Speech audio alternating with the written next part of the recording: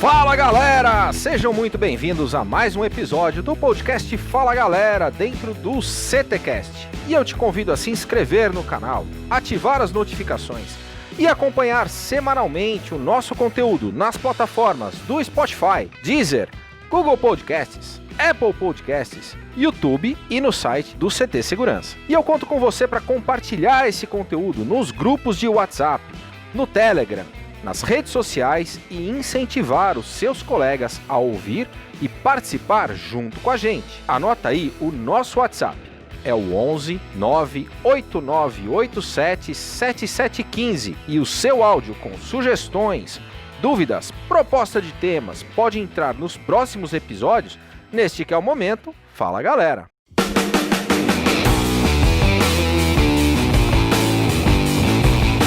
Fala galera!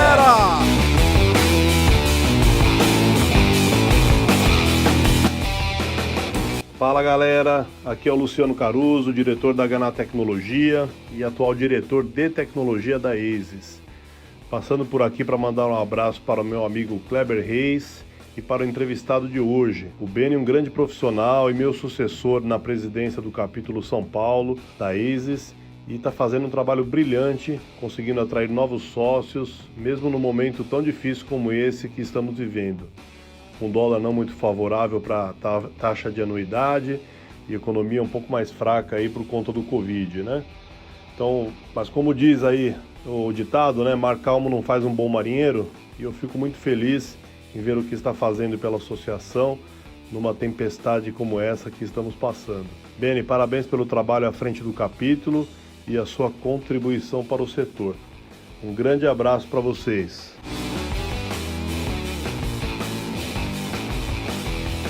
Olá, eu sou Tatiana Scatena, eu sou vice-presidente regional para a ASIS International da região 8A, que é a região que englobam os capítulos do Brasil. Eu já conheço o Beni há muitos anos do mercado.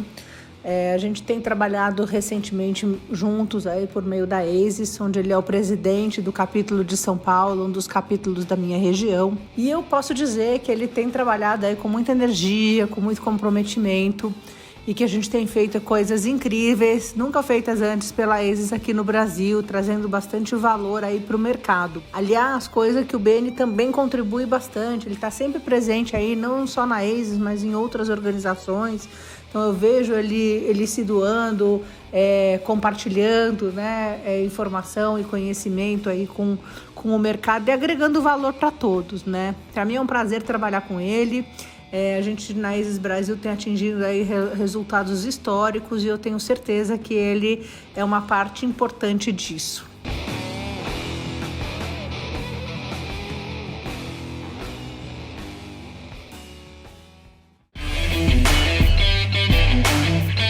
Com o patrocínio da X-Cabos Distribuidora, da Ogen Tecnologias Israelenses Inovadoras, da ParkSeg Treinamentos e da Techboard Latam, começa agora mais um episódio do CTcast. E hoje participam comigo o mestre sem cerimônias, Christian Visval. Fala galera! El professor Silvano Barbosa e a sua assistente, a Eusébio. Fala galera!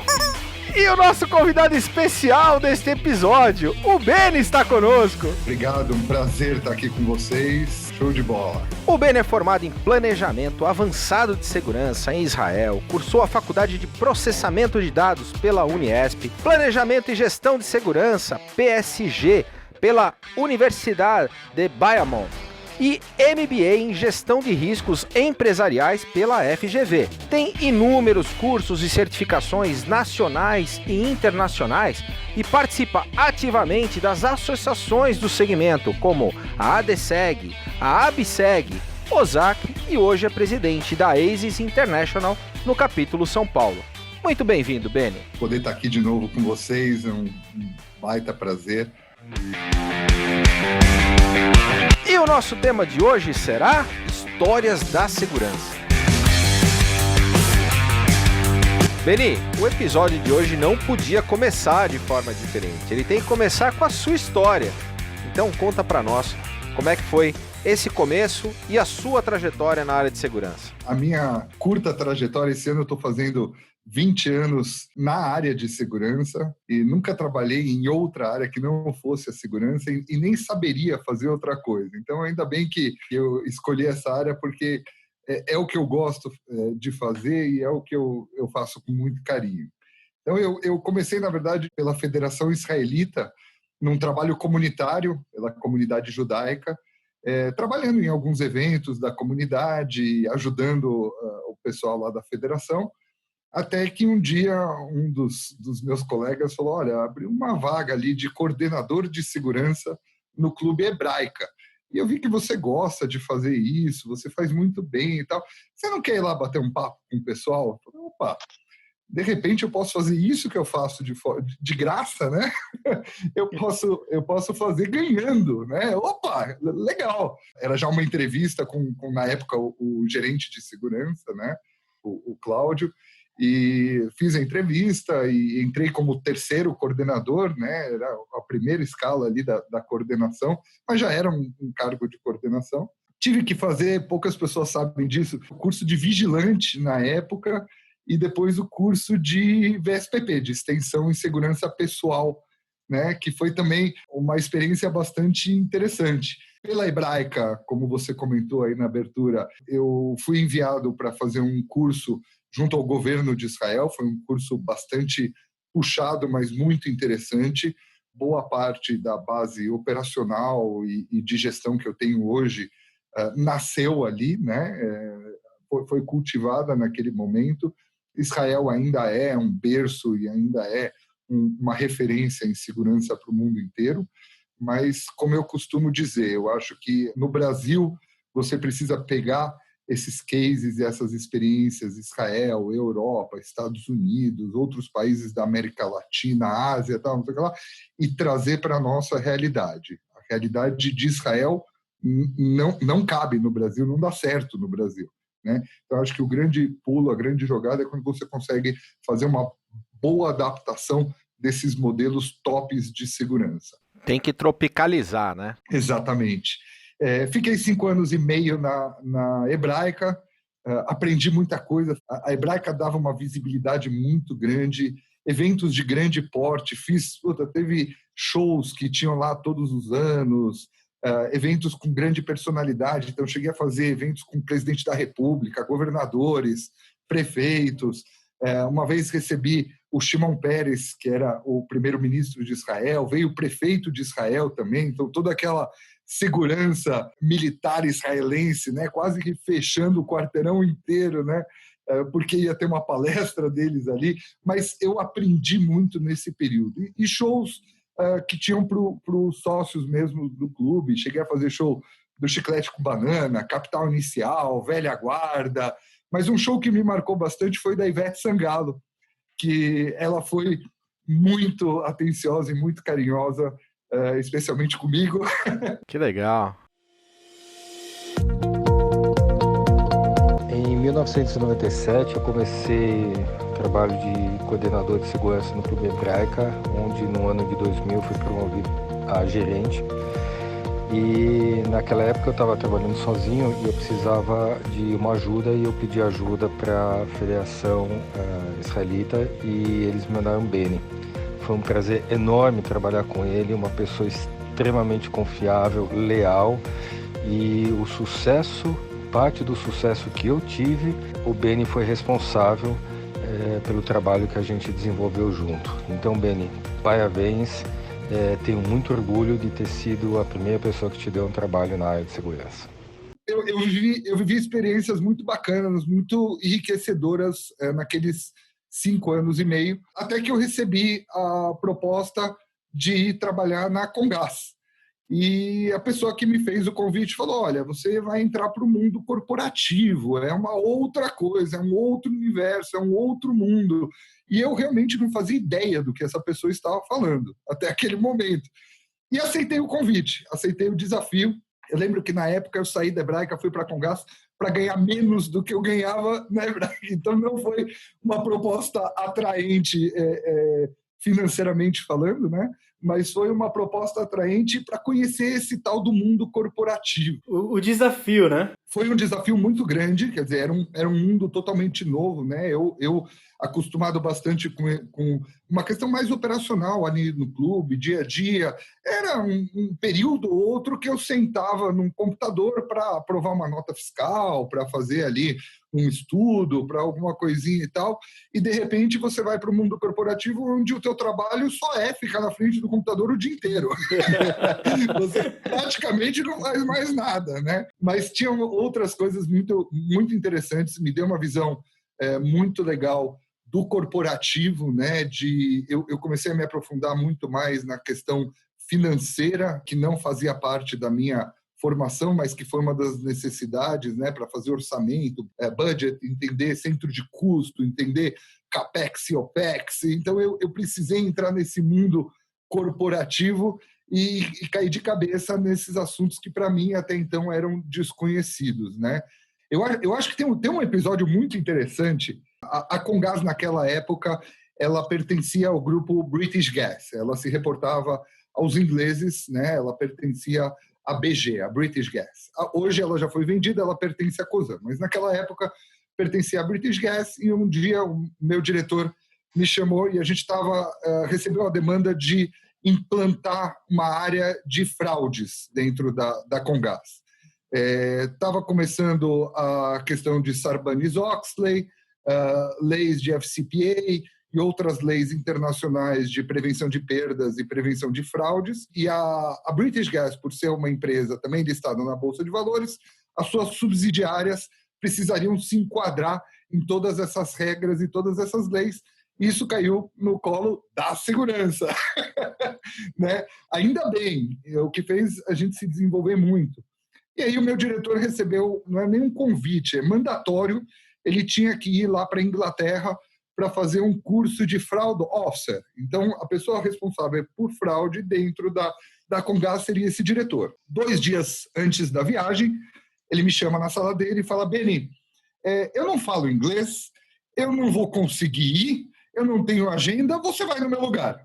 O meu inglês não era aquelas coisas. Depois eu acabei estudando e melhorei bastante a língua. Desafio aceito. Né? E aí, em 2 dias, arrumei lá um laptop, que eu não tinha laptop, arrumei né, aquelas coisas e tal, arrumei a mala e fui.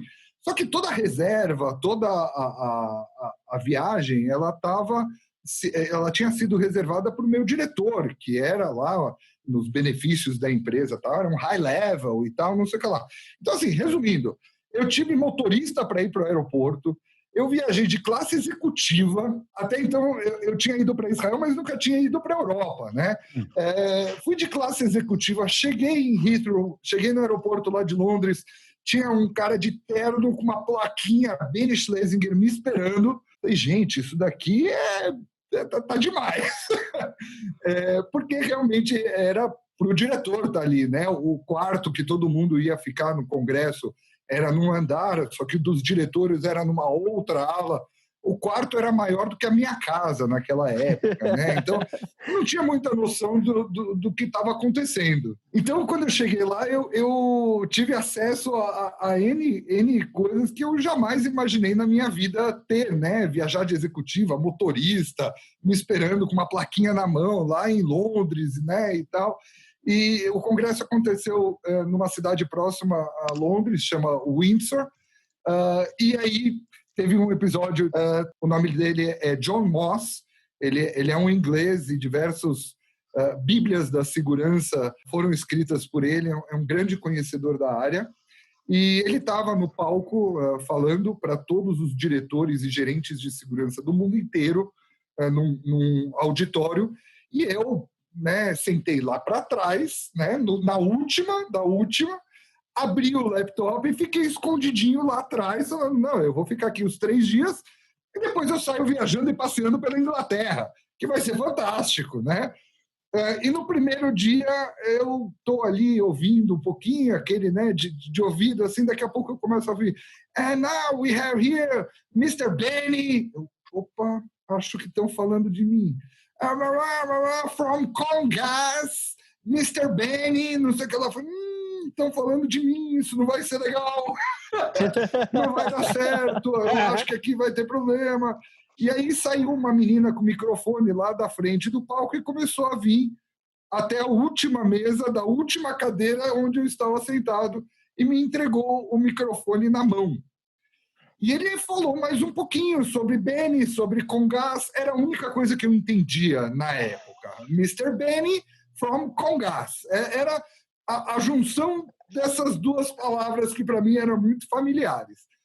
E eu com o microfone na mão falando, ferrou. O que eu vou falar, né? Bom, eu sei que ele me pediu para falar, eu levantei ali, não falava quase nada de inglês ali, falei, olha, it's a pleasure to be here, e etc. Dei aquela embromation que todo brasileiro gosta de dar. E tá, pô, e sentei. Dei o microfone para a menina, sai logo daqui, pelo amor de Deus. Eu nunca suei frio tanto como eu suei naquele dia na minha vida. Então eu falei, eu preciso fazer aula de inglês, eu preciso ter inglês fluente na minha vida se eu quiser sobreviver no mundo corporativo. Né? Essa foi uma das barreiras que eu acho que fica aí. A gente sabe que o inglês ainda é uma barreira para muita gente. Inglês já foi opcional na carreira de quem quer trabalhar em empresas grandes, empresas multinacionais. Já foi optativo, hoje é necessário para a sobrevivência. Né? Então, não falta cursinho de inglês aí, não falta aplicativo aí que te ensina a falar inglês. Então, quem ainda tem isso como uma barreira, corre atrás o mais rápido possível, porque está perdendo tempo. Boa, Benny. E aí, sai da Comgás? Eu saí da Comgás, eu fui uma trajetória curta, mas com muitas histórias também interessantes para contar. Eram 4 plantas em Joinville, em Santa Catarina. Foi um desafio muito interessante, muito bacana, porque lá eles nunca tiveram nada de segurança, da cultura de segurança. Então, eles tinham lá uma empresa de segurança que colocou lá os vigilantes e só. Né? Então, não tinha alguém que planejava, tinha um plano, tinha um porquê que estava lá, por que tantos homens, câmera não tinha 3, 4 câmeras, porque uma vez alguém pulou o muro, porque uma vez... Né? Aí coloca uma câmera para tentar resolver o problema. Então, foi um trabalho muito legal que eu fiz na Whirlpool, apesar do curto período que eu fiquei lá, eu fiquei 1 ano e 8 meses, mas deu para desenvolver muita coisa legal. Eu fiz um projeto de segurança que depois que eu saí de lá, 3, 4 anos depois, ainda mantive contato com a diretoria de lá, falou, Beni, você lembra aquele projeto? Então, a gente colocou em prática agora, né? E algumas coisas dependiam, né, de infraestrutura, dependiam de investimento, dependiam e tal, então demorava um pouco mais para colocar em prática, mas eu recebi feedbacks muito bacanas, muito interessantes dessa época. Santa Catarina é um estado fantástico, recomendo para quem não conhece, nunca esteve, ou nunca viajou, nunca morou. Joinville é uma cidade bastante industrial, tem muita indústria muito grande em Joinville.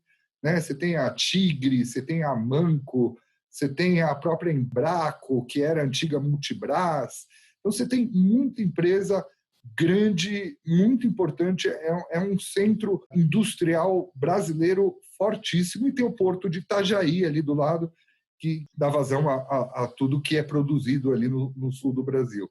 Então, me deu um know-how muito bacana, muito interessante sobre indústria, que também para mim era uma novidade, né? E depois de 1 ano e 8 meses, me liga a diretora da Comgás, falando, olha, lembra aquela vaga de gerente que você estava querendo? Lembro. Então, a gente quer que você volte para cá e assuma essa posição. Eu já estava sabendo um pouco mais de inglês e voltei a trabalhar na Comgás como gerente de segurança e prevenção de perdas. Então, daquele processo que a gente foi lá para fora para aprender, depois a gente implementou a área e criou a área de prevenção de perdas e fraudes, criou o canal de denúncias, né? E a gente começou a atuar no mercado de fraudes de gás, que é uma coisa que pouca gente conhece. Né? Então, assim como existe o gato da TV a cabo, o gato da energia, você tem o gato de gás, que ainda bem é pouco disseminado, né? Por ser, obviamente, né, um crime, mas porque as pessoas também têm um pouco de medo do gás. Você pensa em gás, já pensa numa explosão, né? Se quando o cara lá faz o gato na energia elétrica, de vez em quando a gente ouve que um ou outro saiu torrado, né? Então você imagina você mexer na rede de gás, né? Um risco enorme, né? Mas sim existe, né? O criminoso no Brasil, infelizmente, ele sempre está um passo à frente, né? Então o gato e a fraude de gás existe. O lugar onde mais se apresenta a fraude de gás são nos postos de GNV, os postos que abastecem os veículos, né? Eles cometem a fraude no abastecimento. Então, ou você abastece, paga o tanque cheio, né, e eles colocam metade do gás, ou, o que é muito mais comum, eles paralisam o medidor de gás, então eles consomem o gás da Comgás, vendem para o cliente do GNV, vendem para os outros clientes, e esse gás não está sendo contabilizado, né? Então, a fraude que a gente fala, a fraude do medidor. E aí começa um processo investigativo, a gente sempre trabalhou em conjunto com DHPP, DEIC, algumas vezes Ministério Público, né, nas investigações, e a gente conseguiu, ainda na minha gestão, nós tivemos 36 postos de gasolina fechados por fraude, que isso é uma vitória para a área de segurança. Agora, isso é uma coisa que no Brasil funciona? Às vezes ele fecha e acabou, ou ele fecha, em uma semana resolve as coisas e reabre? Uma semana você está sendo bastante generoso. A gente teve postos que no mesmo dia eles conseguiram reabrir. Tá? Então, infelizmente, também a gente sabe que muita gente muito poderosa também por trás desses postos, né? Você vai descobrir quem é o dono do posto, você intimava o dono do posto, vinha o frentista, falava, né, de chinelo e tal. Não, eu sou dono de 30 postos na região. Fala, meu amigo, desculpa o preconceito, mas você não é o dono de 30 postos. Não, tá no meu nome. Ele mostrava o contrato social, estava no nome dele. Né? Colocavam no nome ali do frentista e tal, e a gente sabia que tinha gente muito poderosa por trás disso. E isso, obviamente, que a gente via quando você fechava por fraude, no mesmo dia, no dia seguinte, o posto estava reaberto. Mas faz parte do trabalho, né? Não pode parar. E a gente conseguiu algumas vitórias bastante expressivas nesse sentido. Ter voltado nessa posição e ter conseguido esse resultado te encheu de gás para continuar trabalhando, não é verdade? Com certeza, com certeza. Me encheu de gás, com certeza. Mas você sabe que isso foi uma passagem interessante, inclusive eu...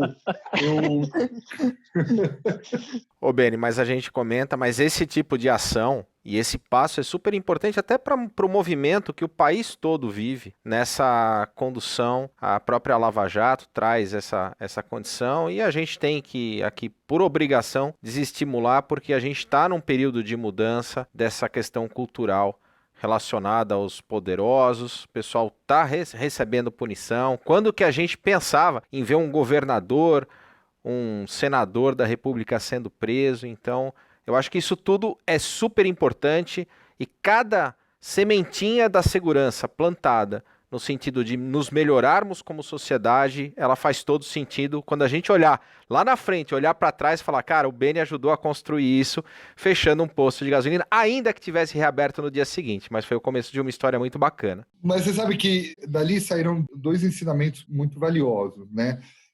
O primeiro é isso que o Kleber acabou de comentar. Eu me considero bastante patriota.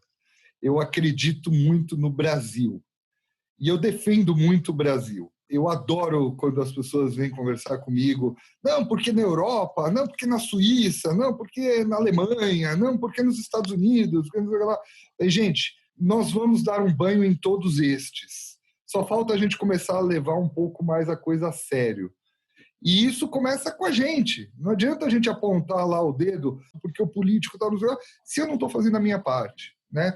Então, eu sou realmente, nesse sentido, até tenho, às vezes, alguns colegas que defendem, e como presidente de uma associação americana de segurança, né, do capítulo São Paulo, eu falo, trazer boas práticas, trazer ensinamento dos Estados Unidos para o Brasil, mas também do Brasil para os Estados Unidos. Nós temos muitas coisas para ensinar os americanos, né? Nós temos cases muito interessantes e muito importantes.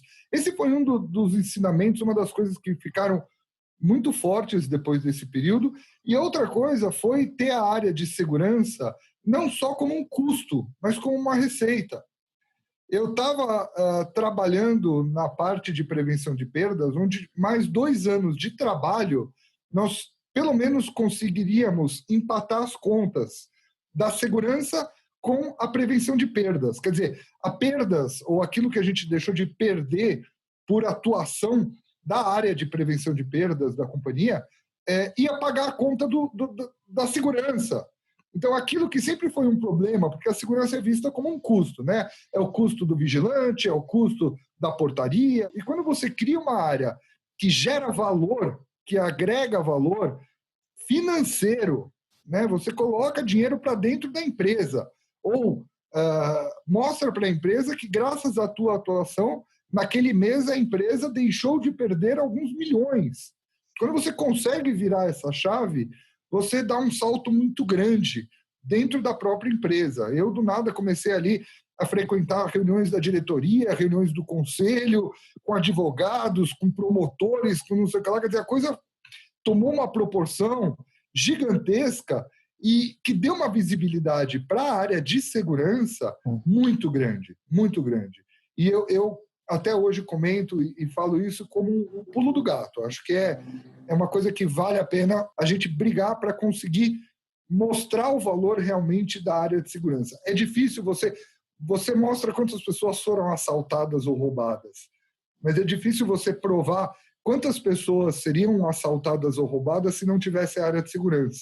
Mas quando você, por um outro lado, por um outro prisma, você começa a agregar valor financeiro, a valor moral, a valor ético, a área de segurança, essa área toma um tamanho que é muito bacana, é muito interessante. E fica aqui como uma recomendação àqueles que conseguirem, dentro das suas empresas, dentro do seu universo, agregar esse valor, unir esse valor e melhorar a amplitude da área de segurança, colocando para dentro prevenção de perdas, colocando para dentro planos de continuidade dos negócios, de gestão de crises, né? Você agrega valor à área de segurança para não ser vista apenas como uma área de custos, né? A gente teve um podcast anterior com o Gustavo Ditz, né? E justamente falando sobre isso, né? A importância da área de segurança conseguir passar esses benchmarks para a empresa. Não só para poder valorizar, né, o quanto ela evita, né, o quanto ela deixa de fazer a empresa perder, o quanto a empresa deixa de perder pela ação da equipe de segurança, né? E aí ele ressaltou justamente o papel da ASIS, né, nesse tipo de ação de trazer conteúdo, de gerar informação, de ajudar a formatar como fazer esses benchmarks e tudo mais. Isso é bem legal. Sim, o Gustavo, ele é um grande amigo, inclusive eu estava falando hoje de manhã com ele, a gente estava numa reuniãozinha da ASIS. Ele é um grande amigo, mas é um cara também que eu compartilho dessas visões com ele, né? De ter o valor, de agregar valor. A gente não pode ser visto como uma área que cuida do vigilante, ou que conserta a câmera, ou que só é chamado quando sumiu aqui alguma coisa, chama lá a segurança. Os profissionais da área de segurança têm que aprender a como se colocar dentro da instituição, dentro da corporação, de forma estratégica, né? Não de forma operacional, não só cuidando dos seguranças, mas de forma estratégica, cuidando do negócio. 6 anos e meio eu fiquei na Comgás como gestor da área de segurança. Tive esse trabalho na questão de prevenção de perdas, que foi muito forte, dedicava 90% do tempo, às vezes, para isso. A gente desenvolveu também bastante a questão do BCP, do Business Continuity Plan. Então, a gente fez um plano de continuidade dos negócios. A gente chegou a usar, algumas vezes, a mesa de crise, porque você trabalhar com o gás natural, a chance de ter uma emergência ou uma crise é grande. Dos exemplos que a gente usou, a nossa mesa de crise foi uma explosão de gás que a gente teve na região do Cambuci, e realmente explodiu, sobrado 3 andares, não sobrou nada, teve uma fatalidade, teve uma morte nesse local. A gente montou a mesa de crise, eu coordenava a mesa de crise, a gente fazia simulado todos os anos de gerenciamento de crise, e isso foi de uma serventia enorme, porque quando realmente aconteceu essa crise, as pessoas já sabiam o que fazer. E Beni, uma dúvida, isso era, por exemplo, uma falha na instalação, alguém tentando fazer algum gato e explodia, ou uma falha no transporte? Por que isso aconteceria? Existem diversos motivos, né?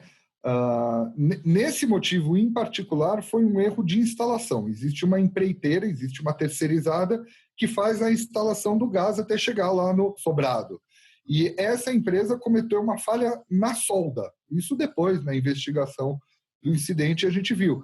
E essa solda com uma falha fez o gás entrar por dentro do subsolo, provavelmente entrou para dentro de uma caixa elétrica, alguma coisa assim. A primeira faísca que deu, houve a explosão. Muito bem, 6 anos e meio com gás como gestor de segurança, recebo uma ligação quase que top secret de uma consultoria de segurança. Olha, a gente tem uma vaga. Falei, legal, para onde? Não posso falar. No Brasil, eu falo, não posso falar. Não, mas é para cuidar do quê? Não posso falar. Eu falei, opa, peraí. Tem interesse? Claro que eu tenho! Aí eu falei, a pessoa que eu estava conversando era um conhecido, eu falei, bom, só pode ser para trabalhar no FBI, né? Porque é tão secreto que estão me chamando para trabalhar no FBI, né? Mas não, era uma consultoria, mas que realmente estava no momento da empresa onde ainda tinha um gestor e tal, então eles estavam trabalhando com a vaga de forma confidencial. Depois de 3, 4 entrevistas, eu descobri que era a Península, a empresa que eu estou até hoje. Então, vou fazer, no final desse ano, já 6 anos de Península. Está sendo uma experiência única. Eu acho que o mais bacana é quando eu olho assim, o meu leque profissional, né? Saí de um clube, fui para o corporate, fui para a empresa mesmo, muito corporativo, depois fui para a indústria, voltei para a empresa e hoje trabalho num family office, né? Que foi uma das coisas que pesaram muito. Eu falei, poxa, eu vou sair de uma empresa, trabalhei na Whirlpool, 14 mil funcionários, operação, empresa americana, eu tenho visibilidade lá fora, uma coisa muito grande. Fui para a Comgás, 6 mil funcionários e tal, uma operação enorme, todo o estado de São Paulo e tal. E agora estão me chamando para trabalhar numa empresa de 130 pessoas. Não, eu estou fazendo um downgrade na minha carreira, né? A gente pensa as coisas mais absurdas, mas de forma alguma, eu não me arrependo nem um centímetro. A Península é um family office da família Diniz, do Abílio Diniz. Quando ele saiu do Pão de Açúcar, vendeu a parte dele do Pão de Açúcar para o grupo Casinu, ele, ao mesmo tempo, abriu uma empresa familiar, um family office, para cuidar tanto dos investimentos da família como para ter serviços para a própria família, né? Então, serviços que até então ele tinha uma estrutura dentro do Pão de Açúcar que acabava atendendo, né? E como teve essa saída do Pão de Açúcar, ele precisou criar uma estrutura para continuar a atender essas demandas e as necessidades também da família, além de que é o business, né, da Península, que são as áreas de negócio, mercado, private equity, áreas de investimento, prospecção e etc., que são as áreas de negócio da Península. E tem as áreas, são áreas de suporte ou áreas de atendimento à família, né? Entre a parte de segurança, entre a parte de facilities, que tem manutenção, tem TI, tem, né? Então, isso em tudo aquilo que pertence à família ou aos negócios da família também. Então, é um trabalho super interessante, super bacana. Essa experiência que eu estou vivendo agora, ela é tão intensiva, né? Ela toma tanto do tempo e me desenvolve tanto. Os desafios eles não param e acho que é um pouco do que hoje eu tenho e do que me segura muito dentro da Península e não querer sair de dentro da Península são os desafios que eu tenho aqui dentro. O desenho da área de segurança ele tem um desenho básico, né? Mas ele muda todos os dias, né? Porque por ser uma empresa familiar, você não tem uma área de concessão ou você não tem plantas fixas em locais do mundo, né? Você tem o patrimônio da família, isso muda muito pouco, mas você tem outras questões no dia a dia que tornam a coisa muito interessante. Então, por exemplo, 4 semanas atrás, uma pessoa da família, olha, estou indo para a Croácia. eu preciso chegar lá, preciso de transporte. Eu falo, legal, bacana, no meio da pandemia e tal, ele tem lá um negócio, precisa ir. E aí a área de segurança ela tem que descobrir como funcionam as coisas na Croácia, né, que é um país... É diferente quando você tem um pessoal local que te dá um suporte, né, um país onde você costuma ir, costuma visitar e tal. Então, esse é um dos desafios muito interessantes e tudo que, principalmente, a família faz, a Península faz, o próprio Abílio faz, é muito grandioso, né? Então, a gente perde um pouco a noção da amplitude, né? Ele faz um comentáriozinho numa live que ele está participando, no dia seguinte isso é capa do Estadão, né? Você fala, opa, peraí. Né? Então, tudo que ele faz, tudo que a família faz, dá uma visibilidade muito grande, conciliar com a família e com a vida pessoal. É uma pessoa que caminha, é uma pessoa que faz academia todos os dias, corre, anda de bicicleta, esquia, e ele sabe o quanto a prática desses esportes faz bem para ele e faz com que ele continue tendo o pique que ele tem hoje em dia. O conteúdo do nosso podcast é 100% gratuito. E para continuarmos essa missão, contamos com pessoas como você. Te convido a conhecer o CT Segurança e fazer parte desse time. Acesse ctsegurança.com.br e por menos de R$1 por dia tem acesso a conteúdos exclusivos, treinamentos, descontos no clube de benefícios e acesso ao primeiro coworking dedicado ao mundo da segurança. Momento mergulhando no conhecimento. Beni, a indicação de um livro, ou um filme, ou um documentário que você recomenda para os nossos ouvintes. Eu vou recomendar 2 livros imperdíveis, tá? O primeiro é O Poder do Não Positivo, do William Ury. Aquelas pessoas que têm aí uma dificuldade, e isso é uma coisa do brasileiro, o brasileiro ele tem dificuldade de falar não, né? E o William Ury é um papa nesse assunto, é um cara que manja... ele tem uma cadeira em Harvard, ele é um dos mestres em negociações, né? É um cara para ser conhecido aí a carreira dele, ele tem diversas palestras, TED Talks e tal, mas fica esse livro, que esse livro dele é imperdível, O Poder do Não Positivo. E outro que eu deixei aqui, que também eu estaria sendo injusto, que é o livro Outliers, né? Que em português, Fora de Série, que também é um livro muito interessante para falar justamente sobre essas pessoas que se destacam no mundo e por que essas pessoas são consideradas fora de séries, são consideradas um destaque. Eu achei que você ia indicar o Novos Caminhos, Novas Escolhas, né? Mas tudo bem. Isso é matéria básica. Para quem não pegou, é o livro do Abílio Diniz. Exatamente. Fica também. E eu coloquei aqui 3 séries que eu assisti recentemente, mas que dão um show aí. A quarentena está me permitindo também me aprofundar um pouquinho nessas séries, que é a Falda, que é uma série israelense muito bacana, Ozark, que é uma série também muito bacana que fala sobre lavagem de dinheiro. Estou terminando Hostages, que é reféns, né? Também muito bacana, fala um pouco ali sobre sequestro, reféns, etc., que é um assunto também que eu adoro.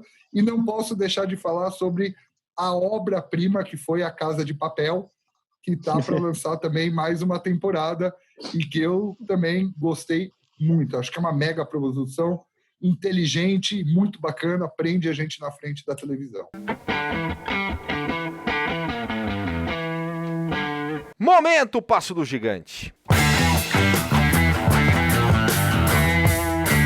Beni, Passo do Gigante é aquele ponto de inflexão, aquele momento da tua vida pessoal ou empresarial em que você teve que enfrentar os seus medos e dar no mergulho que a gente chama do Passo do Gigante.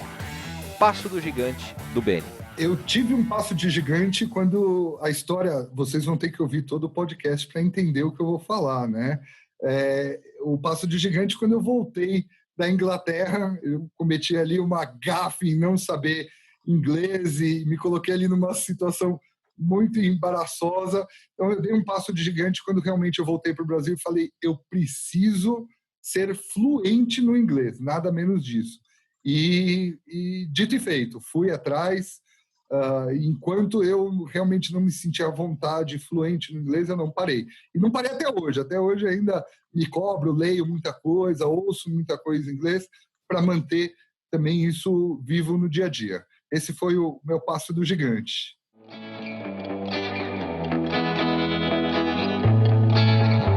Momento mergulhando de cabeça.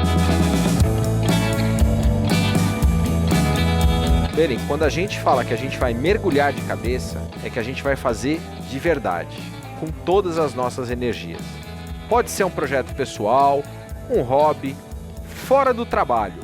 No que o Beni mergulha de cabeça? Eu acredito que eu mergulho de cabeça em tudo que eu faço. Eu acho que quando a gente coloca bastante energia, a gente tem o resultado esperado. Eu, desde 2009, quando eu conheci a minha esposa, eu entrei de cabeça nesse relacionamento. Hoje eu tenho uma família linda, tenho 2 filhas maravilhosas. Em 2012 eu casei e posso dizer que é uma das coisas que mergulhar de cabeça fez todo sentido. Mas para não ficar somente na esfera familiar, eu adoro andar de moto, então eu mergulho de cabeça. Tenho aí os meus colegas na ASIS como na Ozaki, tanto na BSEG, nessas associações também me ajudam a descobrir quem são os apaixonados por moto para combinar aí um passeiozinho de vez em quando. E tem uma outra coisa que as pessoas pouco conhecem também, que acho que é bacana falar aqui, que eu gosto muito da prática de tiro esportivo, né? Então eu sou atirador, eu tenho o CAC, né? CAC é uma terminologia do Exército para caçador, atirador ou colecionador. Então, eu sou atirador e gosto muito, e é um dos meus hobbies dentro de clubes credenciados pelo Exército, pela Polícia Federal. É um esporte que, se praticado da forma correta, não tem risco nenhum, né? Acho que isso é bacana falar. As pessoas associam muito a arma de fogo ao risco, a tirar a vida de pessoas e etc. E eu acho que é bacana a gente lembrar que o tiro é um esporte olímpico, né? E que, se praticado com as regras de segurança, dentro dos locais adequados, é um esporte maravilhoso. E, além disso, para mim, quando eu estou muito estressado, eu vou para um clube de tiro e ali eu tiro todo o meu estresse, eu saio de lá levinho. Beni, super obrigado pela sua participação aqui no CTcast e obrigado a você também, ouvinte do CTcast. Nós nos encontramos semanalmente aqui no programa Fala Galera!